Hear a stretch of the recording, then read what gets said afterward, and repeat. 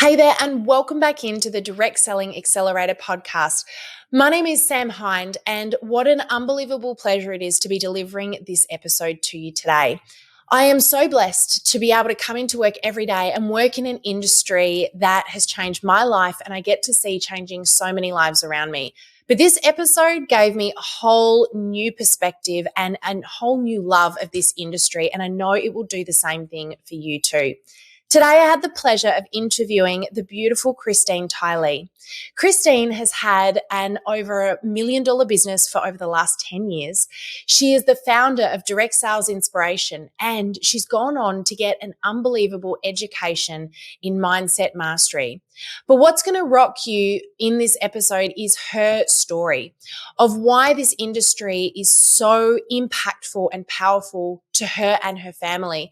And it's going to leave you walking away wanting to just hug direct selling. You're going to have a whole new love for what this industry is and can be. Her passion for this industry is absolutely infectious, and I know that you're going to walk away with a whole new perspective on life. So all I can say right now is tune on in, have your pen, paper ready, and most importantly, have those tissues in arm's reach, because I know that this one's going to be pulling at the heartstrings for you too, just like it did for me. So tune on in and enjoy.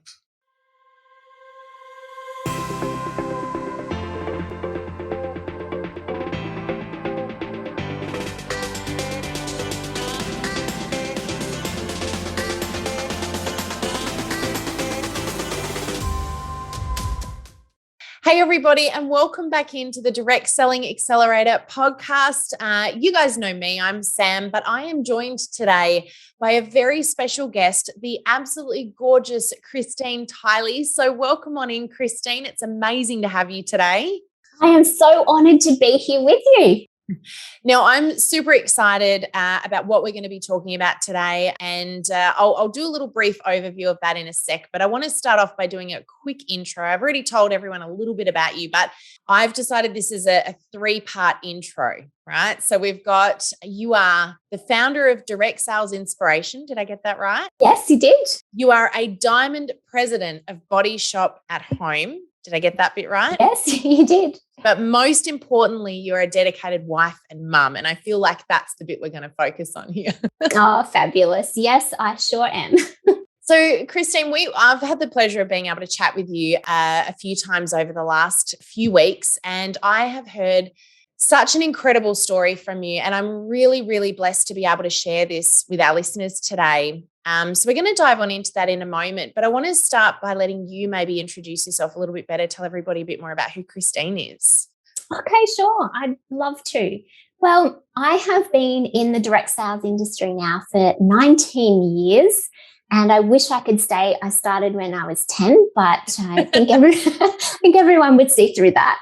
But I was drawn to the industry at a time in my life when I was teaching full-time and studying a master's degree full-time. So I had a pretty slow start in the industry.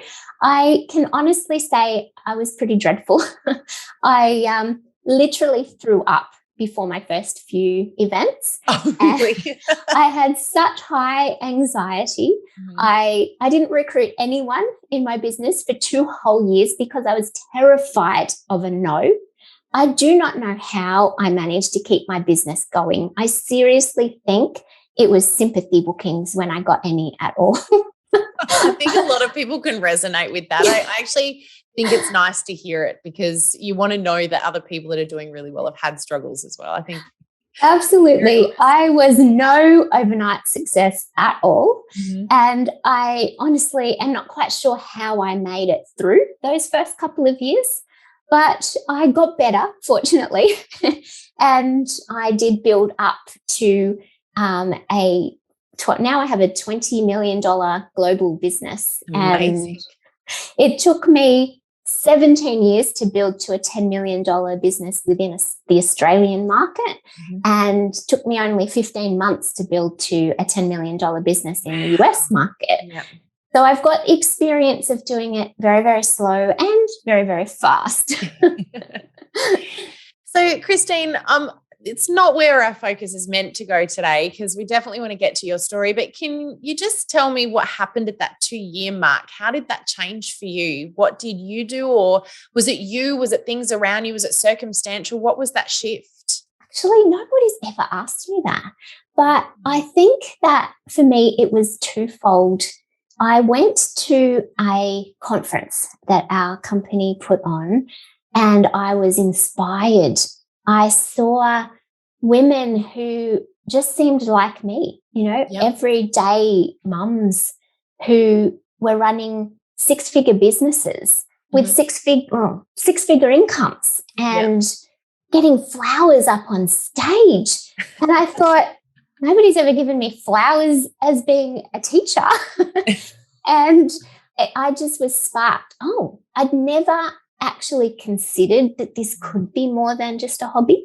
Nobody had ever told me at a career counseling session in high school that, did you know direct sales has the highest number of women earning 6-figure income? And, it's like, nobody tells you that. No, that's very true. They don't. So I guess I saw that maybe there was a possibility for me. Yep. But then I think the second part of the shift for me was our then national director saw potential in me. Mm-hmm. And I don't even know how he saw it, but he said, I think you will be amazing at this business.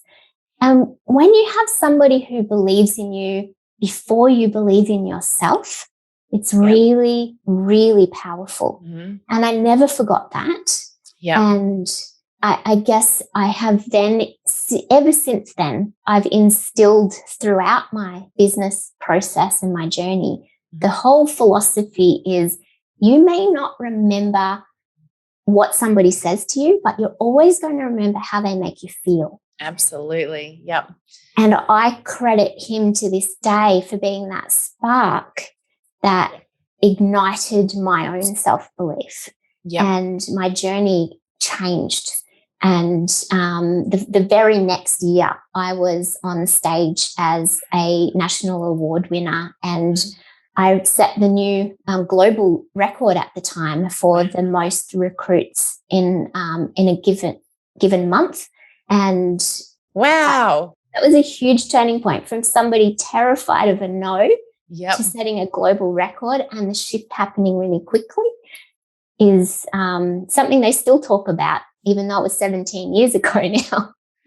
So how do you, again, off on a tangent here, but how do you go from being afraid of the no, which I think most of us are, and probably even those of us who are still good at selling still are afraid of the no to a degree. I don't think that ever fully goes away.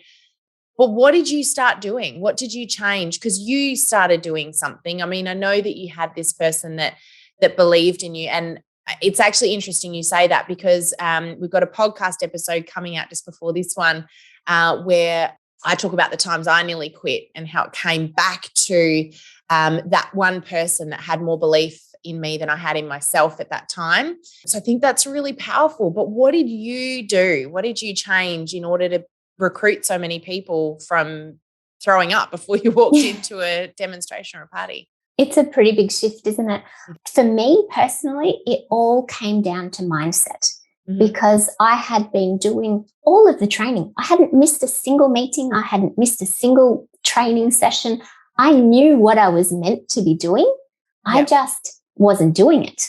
And the thing that changed for me was how I approached, how I felt about what the process involved, and taking the shift away from the result for myself to what I could do and offer for somebody else was a really big part of that shift for me. And I also, I'm a big believer in self-development. So I started learning about different mindset tools that I could use, different processes. And if we fast forward to today, I've just completed a course through Harvard, and I'm enrolled in another one right now through Yale, all about positive psychology. Yep. And because I knew, especially with everything going on in the world right now, how important it would be for me as a leader of thousands and thousands of people in my own direct sales business, and I have thousands and thousands of people who follow my blog, I feel like I have global reach and global impact. Yep. I wanted to learn more about, okay, why was I successful in shifting my mindset? What's the science behind that? And how can I help other people to do it? Yep. So I really believe that sometimes the missing element is not just skill set. I believe there are 3 pillars that we need. One is organization and planning so that you can make it happen. One is skill set so that you can learn what you should be doing. And the other one is mindset. Yep. And I had the first 2 fine and my business went nowhere. Yep. It was the third one that was important for me. And I feel like that's an important element for many direct sellers. If they're new to the industry, yeah, they probably need the skill set first. And I've also seen some people with skill set and mindset that don't have the third pillar of organization and planning. You need all 3 to be successful. Yeah. And I just found through that process that it was the one I was missing was the mindset. And that was all the difference for me. That's really powerful. And I love hearing about this. We've talked about the fact that, we could do a whole episode just talking about mindset. And I feel like a lot of our listeners right now are going, yeah, isn't this where we're going? This would be great. Not today, guys. I really want to get you back to talk about that because I think there's so much, like it's such a can of worms. There's so much to talk about. And I know a lot of our listeners, a lot of people inside of our courses, a lot of people we work with really struggle with that mindset side of things. And it's that self-belief. It's, how are you focus on your organization. Like you said, you focus on what you know, what are you doing about where your head's at? And I'm excited to talk to you more about that. But for right now, I actually want to talk to you a little bit about your story, because I think I've already heard a little bit of this. We've had a really great chat. We had a conversation that was meant to go for half an hour. I think it went for nearly 2 hours where, I guess mesmerized by not just your mindset, but what you've been through to get to where you're at now and how you look at that journey and what you've done with that life journey. That for me is the really exciting part. So without me giving too much away, you've agreed to share a bit of that story today, Christine, which I really thank you for, because and I'm going to have to do my best to not get teary as you share this, because the last time we had this conversation, I was a bit of a blubbering mess afterwards. So Christine, do you want to share with everybody a little bit about your story? What, because it's not the beginning of your journey. It kind of came through the middle there. It did, yeah. But particularly why you're so passionate about this industry. Yeah. The passion runs very, very deep for very, very good reasons. And the crux of the story happened pretty much exactly 5 years ago now. My then 6-year-old daughter was diagnosed with leukemia. And originally they said that she may have as little as 2 weeks to live. And as you can imagine, that's pretty much the worst thing a parent could hear. And I want to fast forward to the good bit in that she is here, she is in remission, and she has been for nearly 3 years now. And she is fighting fit and amazing. And I'll tell you a little bit more about where she's at soon, but I just don't want people hanging on. No. Is she okay? The hope. You've given us the hope. Yeah, she's okay. But it was a really tough journey of 2.5 years in and out of hospital, numerous occasions when we were told that she may not live through the night.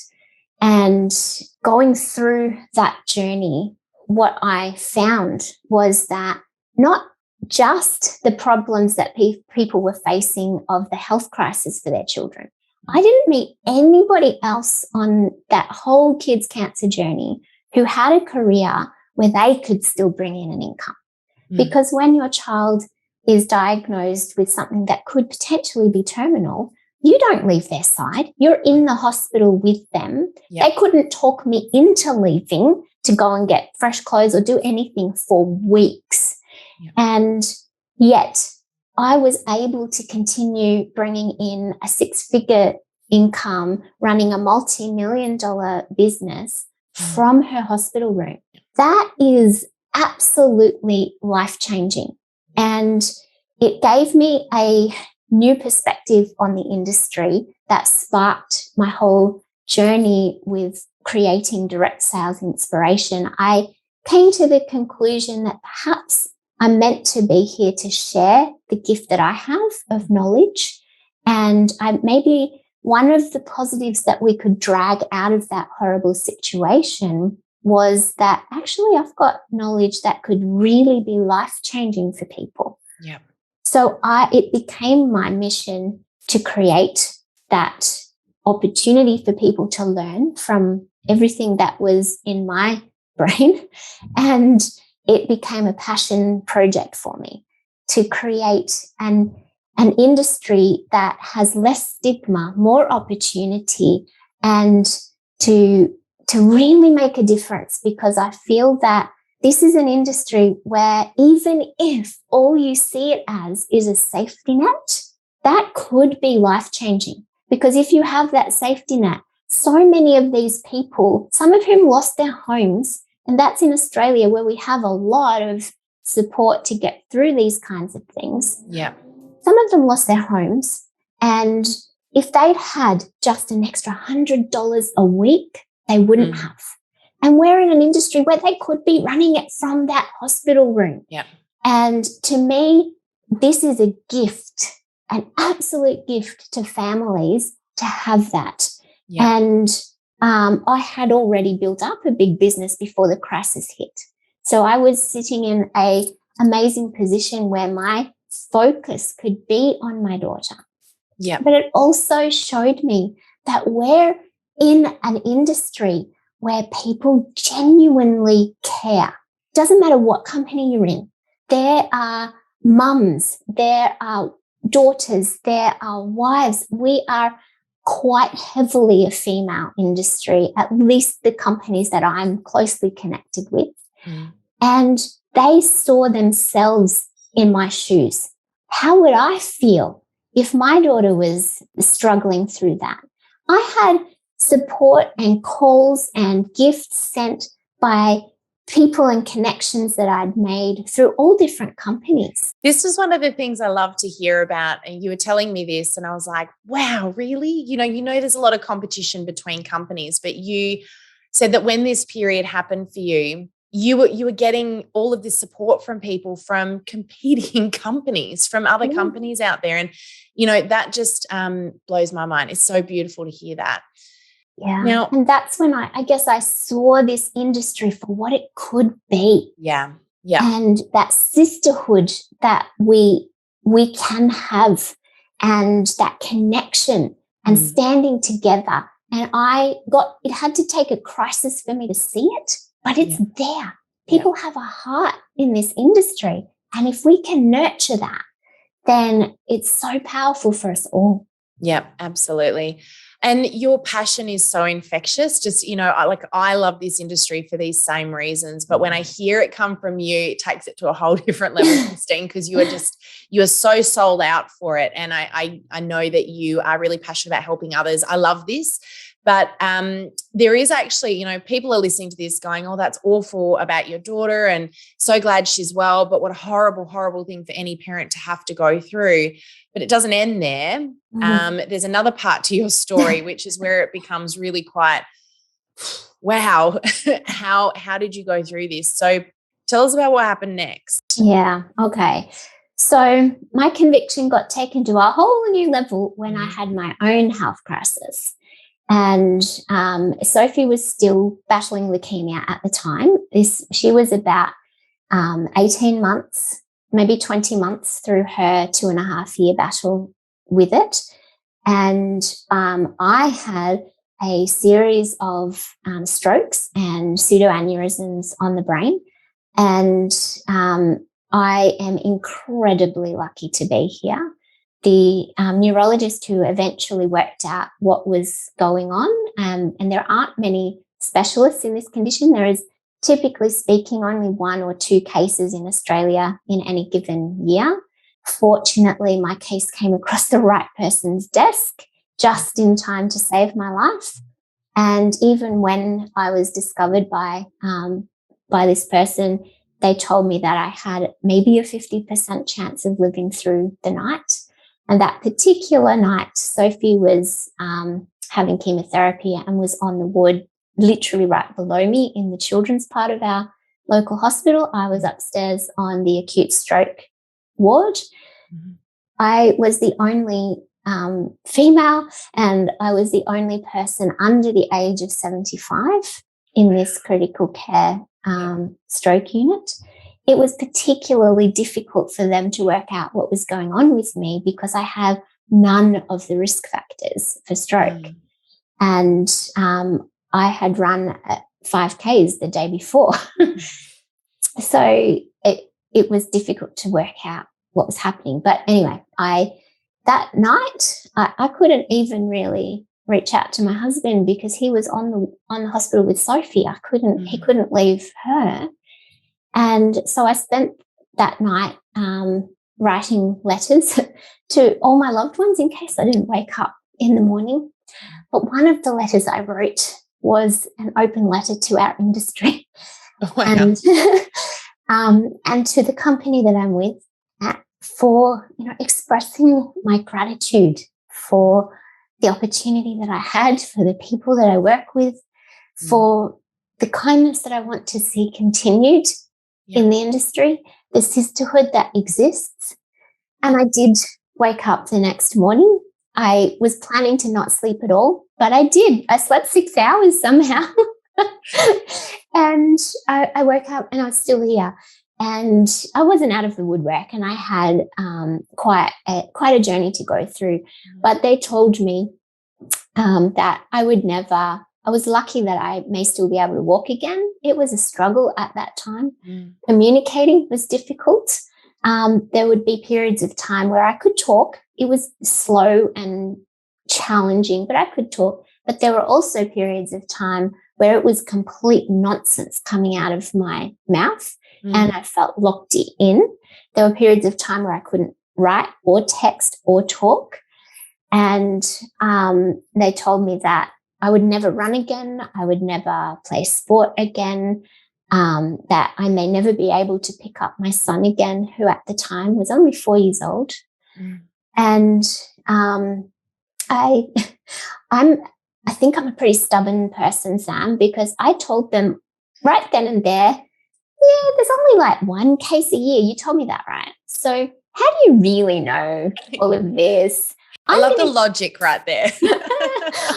You've got no idea, people. I'll show you. You're basically, you told me that the specialist down the hall told me my daughter might only live for 2 weeks and she's still here. So I questioned maybe this doesn't have to be the case. And I'm going to get a black belt in karate and show you. So fast forward to 3 years, and I'm now the reigning Australian national champion. Oh my gosh! In my division, I am. Everyone who was just in tears is now fist pumping. I am very, very stubborn. I don't have a black belt just yet, and the pandemic's slowing that down. We haven't been able to have as many gradings, which is a little frustrating, but I am still on the path and passionate and determined. And I will get that black belt and I will slam it down on that specialist's desk. And I have no doubt for a moment that you'll do those things. Right now, I've already told him that I'm the national champion in karate, and looking at the expression was priceless. But I'm going to do the same with the black belt. But I don't think that I would have been able to be so positive through this journey and mindset that I'd been developing through my business. Don't take no for an answer. Don't be dismayed by a no. I've had all that time in my business building up that mindset muscle. You don't know when your business might be giving you a gift that is priceless. Yeah. And again, here comes my conviction for this industry and this business again. But at that time, it was a little different than when with Sophie, because I could still run my business from her hospital room. Yeah. But when you can't talk and you can't walk, it becomes really difficult for you to run the business. So what happened?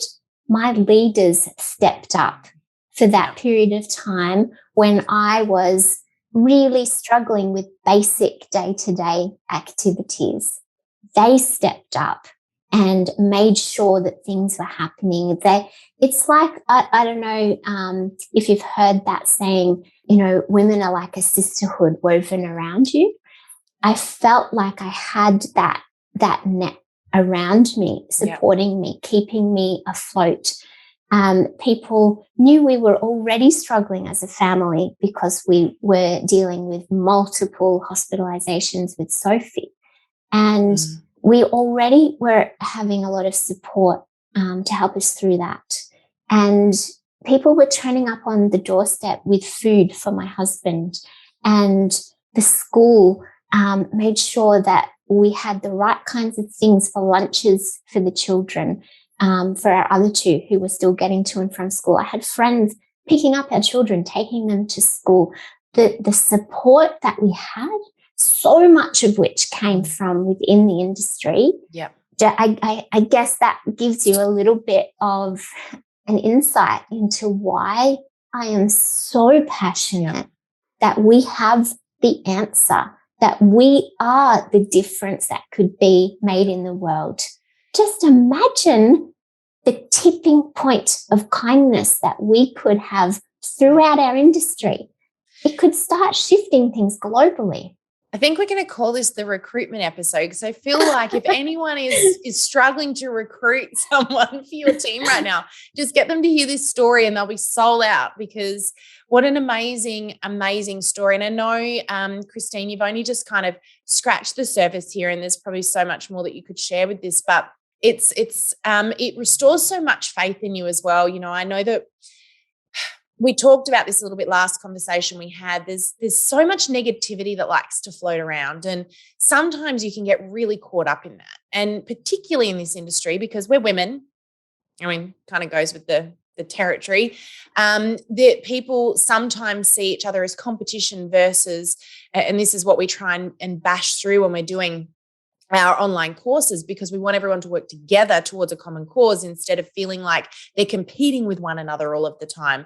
But you end up with this sense of does everyone just kind of keep to themselves? Is everyone just focused on their growth and what's good for them, and everybody else out there, particularly in direct selling, is in competition to them? And your story just restores so much faith that when it really comes down to the crux of it, we're all in this together.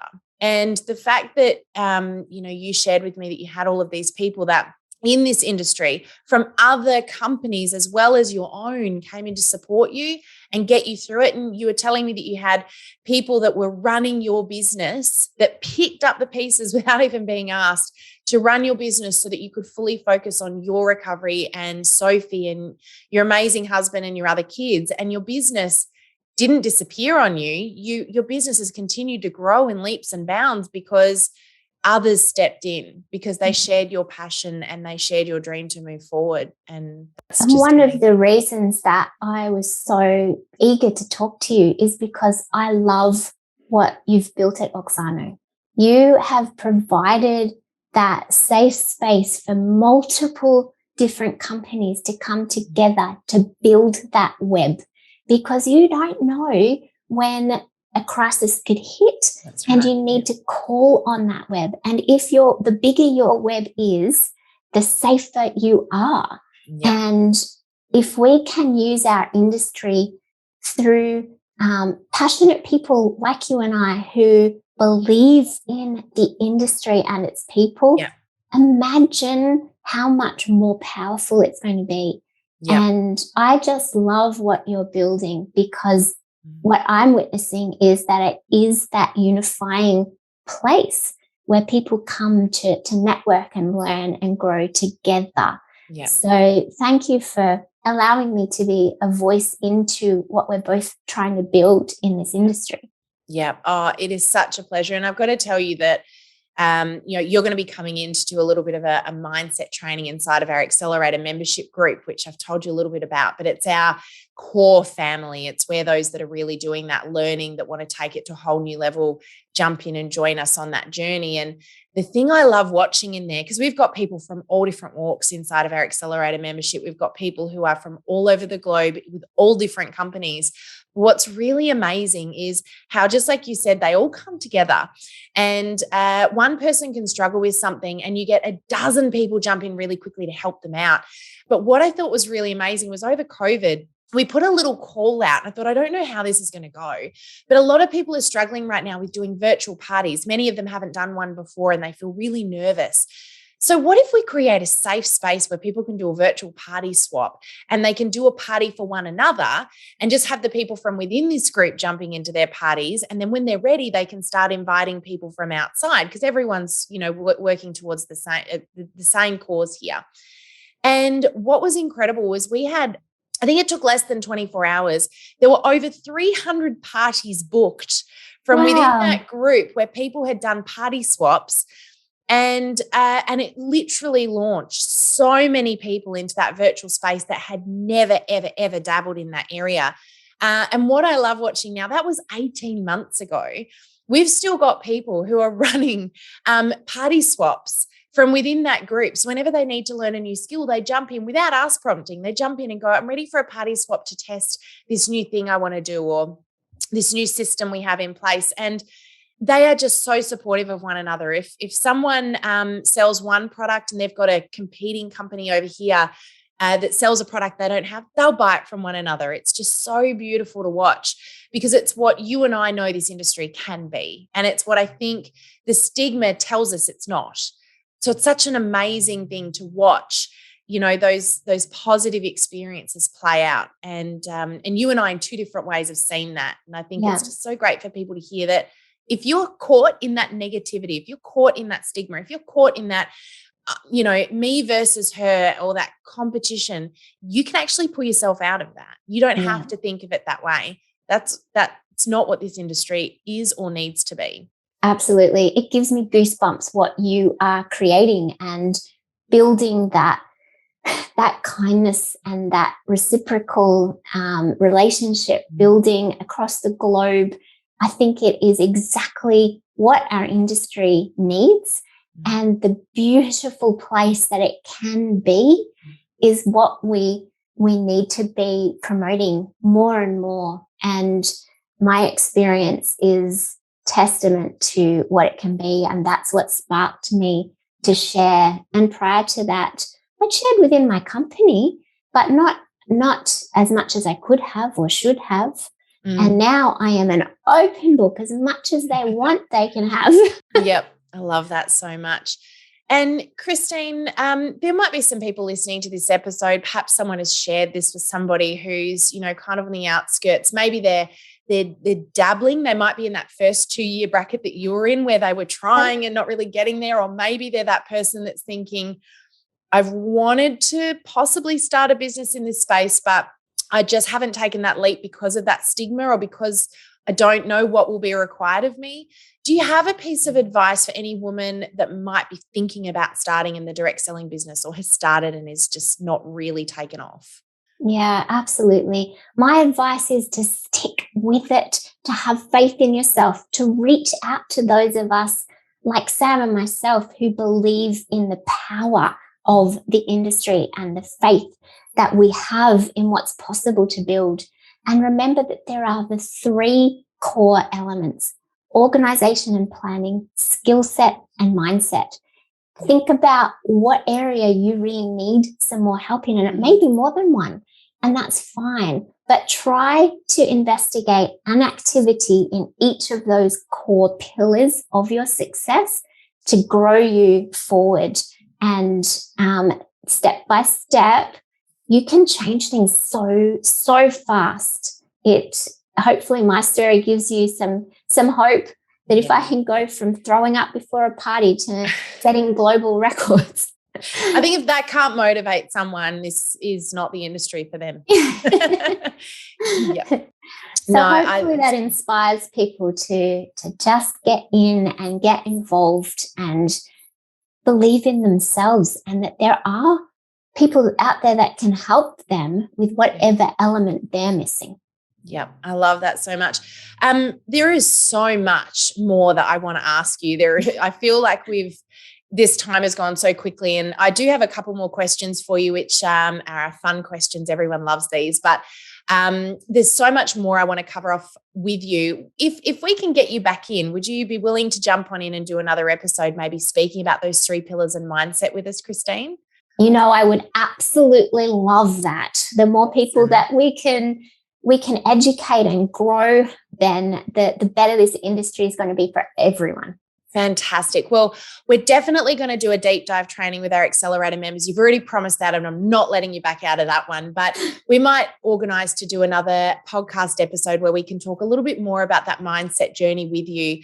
But for now, I need to know, what's your favorite book for us to add to our book list? I highly recommend a book called The Happiness Advantage. Ooh, The Happiness Advantage. This is not one that's come up. I like it. It is by a guy called Sean Acor, and he is a positive psychologist, quite well known, and he has the most views ever on his TED Talk in the business category. Wow. Yeah. But he's still relatively unknown. His book is absolutely life-changing. It's all about the advantage that you get in business and in life when approaching it from happiness as your core pillar. Okie dokie. This sounds like my next read, so I'm going to jump straight onto that one. I love it. I've got so many books. You should see my bookshelf right now, because every time I ask this question, I get some other magical, amazing piece of knowledge thrown at me. Okay, so if you could have any superpower, Christine, what would it be? This was so easy for me. I know 100% for sure that I would love this superpower to lift people's self-belief. Ooh, what a good one. I love that. I feel like that would change the world. Yep, 100%. Oh, you just think about, I got shivers, because if you think about the ramifications of that, it doesn't sound like much when you first say it, but if you really truly think about it, how many problems would be solved if people believed in themselves a little bit more?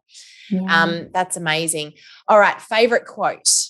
Oh, okay. You might have got a little bit of a sense listening to me today about my stubborn streak. So my favorite quote is, "I can and I will, watch me." Oh, I love it. So good. Great one. And I bet that's written up on the wall somewhere. Yep. Right over there. I love it. Okay. And if you could go back in time and say one thing to your past self, what would you say? Oh, this is difficult. I actually have a chapter in an international best-selling book that is all about writing a letter to my younger self. Yep. And I couldn't narrow it down to one thing. I told her 5 things. But I think that the most important message to her would be, you've got this. Just believe in yourself. Yeah, I love that. There's so much in that. And Christine, look, I am sad we don't have more time. I'm sure that our listeners are sad we don't have more time, because this has just been filled with so much emotion, this little chat. And like, for me, this is such a reminder, such a solidifying conversation that this industry, which I know most of us really love and believe in, but this is just such a great reminder that there is just so much more to be had. And I'm really sad that we haven't been able to spend more time in person over the last couple of years. I think it's one of the things that is so powerful about this industry is that community and that connection. But what's really interesting is I think we've learned that we haven't lost that. We've just had to change the way that we get it. I'm really blessed that we have this podcast, because it's been our way of continuing to reach out and connect people and provide people with that constant reminder that you guys are amazing and this industry is amazing, and keep going. And you know what, like that original reason that you jumped in and you joined whatever business it is that you're with right now, stick with it, because like Christine said, don't give up. And you know, if her story hasn't motivated you today, then I don't know what will. So thank you so much for coming in and sharing with us, Christine. You are such an incredible inspiration, and I really appreciate your dedication, commitment, and passion to keep serving this industry. So thank you. Thank you so much for having me. Such an honor to be here. Yeah. Beautiful. Well, guys, watch this space because she said it. You heard her. We're going to get her back. And our Love Accelerator to. members can definitely look forward to a special training with Christine very soon, maybe even before this episode airs. We will have done something special with our accelerators. So thank you again for coming on in, Christine. We're going to pop some links into the show notes for people. So if they want to be able to read your blog or reach out to you, we'll pop some links in there for you. Is there anything that you wanted to finish up with today? I guess one little thing. I got to a point in my business where I had one party left, and I went into it figuring, oh, well, this is probably the end. Kind of fun while it lasted. And I got 4 bookings from it. So don't give up, because you just don't know. You might be one party away from revolutionizing your business. Always persist. I love that. Thank you so much, Christine. We're going to wrap it all up there. We'll pop some contact information in our podcast show notes. And I'm looking forward to having another chat very soon. So thanks, guys. Thank you so much. Bye for now, everybody. And we'll see you on the podcast again next week. Thanks for joining us.